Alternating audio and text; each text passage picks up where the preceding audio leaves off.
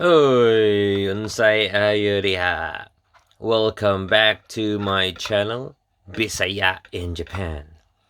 Today, we will check Gundam Converge again. And, kalimut kong sulti sa last na kong video day. Please like and subscribe. Twing! Okay, today we will look at my favorite suit of all mobile suits, the Sazabi. Nindot kayo. Sazabi. You might notice na duha ka book. Actually, pareha na silang duha. It's just that pagpalit na ko una, 4 years, 3 years ago tingali. Kani, unang palit. Yeah. But, gibaw ka sa Japan, usong earthquake, natagak, unya, nabali, dry. Ang kanang nasa iyang okay, focus ha. Dili maklaro but nabali na siya ang usa ka antena na ipapilit. Ako lang nindot lang ipapapilit man maragwa. So luoy lagi ang Sazabi nabali.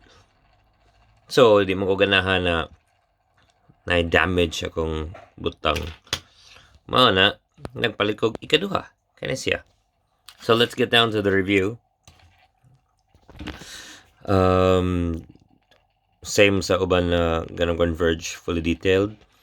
Inag-open mo siya na siya pakapin na pusil o sword kana.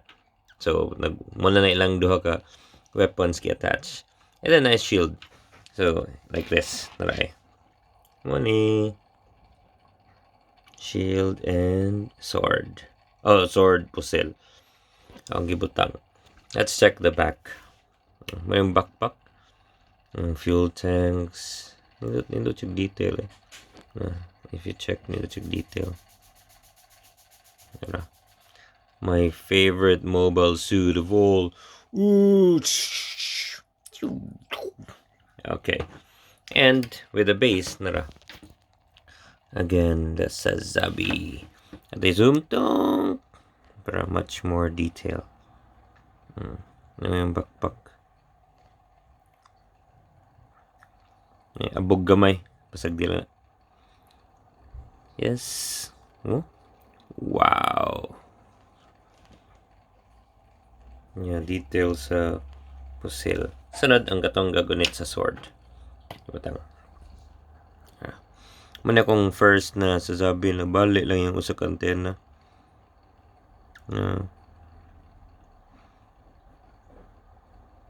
Diba? Nindot si detail.